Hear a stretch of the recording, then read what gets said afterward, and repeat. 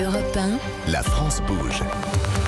Elisabeth Assayag. Et c'est parti pour les trophées européens de l'avenir. Chaque jour, elle ou il tente de vous convaincre. Et pour cela, ils défendent leur projet devant l'œil attentif et exigeant et bienveillant aussi de notre témoin du jour. Aujourd'hui, c'est Olivier Bernard. C'est le gérant du domaine de Chevalier à Léognan. Nous sommes en direct de la Chambre de commerce et d'industrie de Bordeaux-Gironde. Puisque oui, c'est notre grand tour de France des CCI.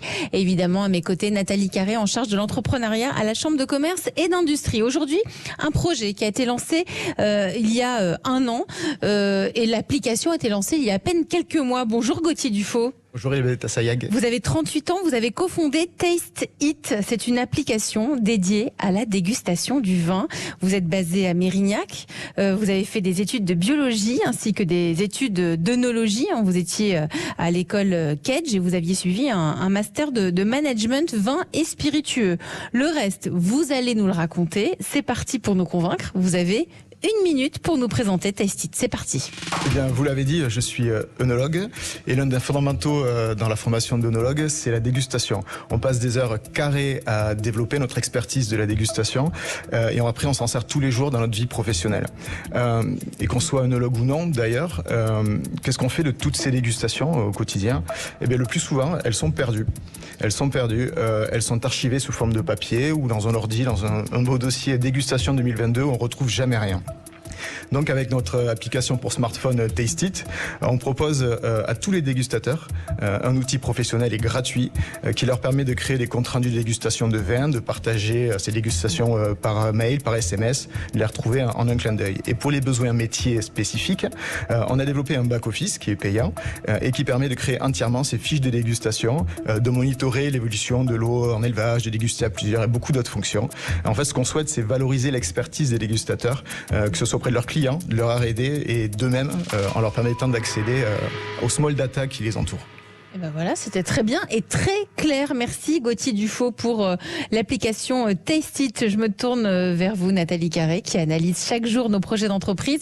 Quelles sont les forces et les faiblesses de Taste It ? A priori, il y a environ 7000 œnologues rien qu'en France et ils utilisaient donc leur mémoire ou papier-crayon pour le résultat de leur dégustation avec Taste It. Donc bienvenue dans le 21e siècle, merci. Et les activités professionnelles d'un œnologue, ah oui, mais je vais devoir le dire plusieurs fois ça. Un œnologue sont diverses.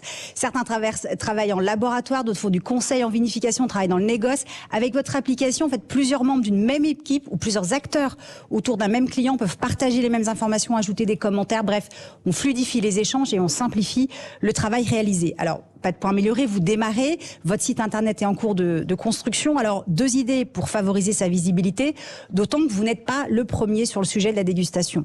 Déjà, puisque ça fait quand même des dizaines d'années que les œnologues travaillent avec papier-crayon, ils vont pas spontanément peut-être chercher une solution digitale. En revanche, ils peuvent chercher des informations en lien avec leur métier.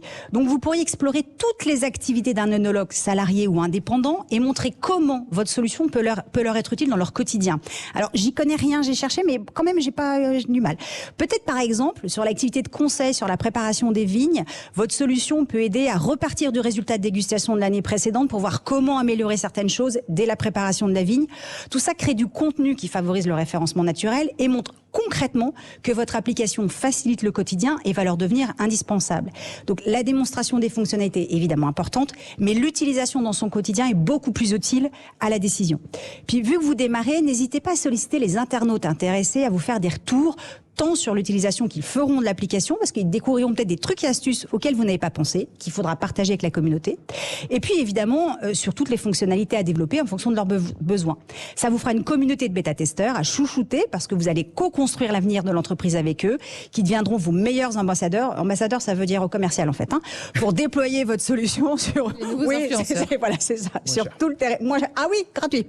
Et puis, quelques idées pour vous différencier des autres acteurs et pour l'avenir, car c'est important de donner un cap à votre entreprise. Bien sûr, les dégustations deviendront de plus en plus professionnelles grâce à vous, avec un référentiel de plus en plus partagé. Voir si vous axez votre communication auprès des écoles d'œnologie. Votre solution pourrait devenir un support pour la formation au métier d'œnologue, comme les Photoshop, par exemple, pour les métiers de l'image, pour accompagner l'évolution du métier d'œnologue, qui est à la fois le médecin des vignes ou l'accompagnateur. L'application pourra devenir la mémoire de chaque partiel des domaines viticoles, avec un tableau de bord de toutes les actions préventives et curatives et l'indication des résultats obtenus, mais aussi, évidemment, une banque de données pour le sommeliers. Et puis petit à petit, vous allez engranger des millions de données. L'application pourrait aussi participer à la découverte de notre patrimoine vinicole auprès des particuliers. On scanne une bouteille qu'on a aimée, parce que alors nous, la saveur, bois ou je ne sais quoi, on ne sait pas. Hein. On sait juste dire si on a aimé ou pas. Hein. Donc on scanne sur notre... C'est déjà pas mal. On scanne sur notre appli et vous nous donnez les autres vins qui sont dans le même esprit mais d'autres domaines et on découvre d'autres vins. Bref, le métier d'œnologue évolue. L'application peut accompagner, voire anticiper ces évolutions et passer d'une application de dégustation au concept de bras droit digital des œnologues qui gardent la mémoire des efforts de chaque viticulteur, la richesse de chaque terroir et le plaisir de chaque dégustation. Vous me le gardez, ce papier. Oui.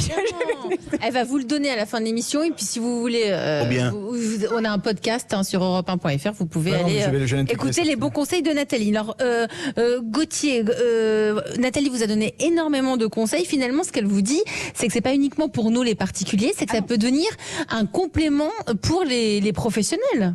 Mais complètement. Notre cible première, c'est pas forcément l'amateur. C'est pas forcément nous.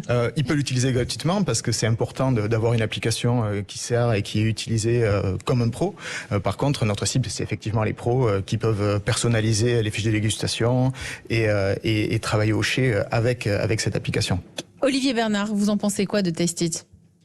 Imaginez que quelqu'un puisse nous ressortir des commentaires de dégustation sur le château Pétrus 1949 qui aurait été fait en 1950, que ce commentaire aurait été fait en 1950, un autre en 1955. Imaginez que la vie du vin soit suivie par des commentaires qui soient bien classés. Le bonheur. Oh là! Des livres d'histoire. Oh là. Des livres d'histoire. Ah non, mais là, je peux dire. Ah non, mais là, donc vous seriez très heureux. Vous seriez peut-être un peu loin du sujet, mais nous, là, on serait passionnés. Ben voilà, passionnés. Ben voilà, donc c'est la solution. Et le consommateur, alors je peux dire que lui, vous lui donnez de l'information sur il ouvre une bouteille de Domaine de Chevalier 1979, s'il trouve 3 commentaires sur Internet qui tiennent la route, je peux dire que carton plein. Carton plein, c'est la solution. Alors ça s'appelle Tastit. Je sais qu'en ce moment vous vivez d'un autre métier, Gauthier Dufaux. Oui. Je suis photographe. Vous êtes photographe, mais l'idée à terme serait vraiment de pouvoir en vivre et c'est ce que l'on vous souhaite, Gauthier Dufaux, cofondateur de Tastit. Il est 13h49 sur Europe 1.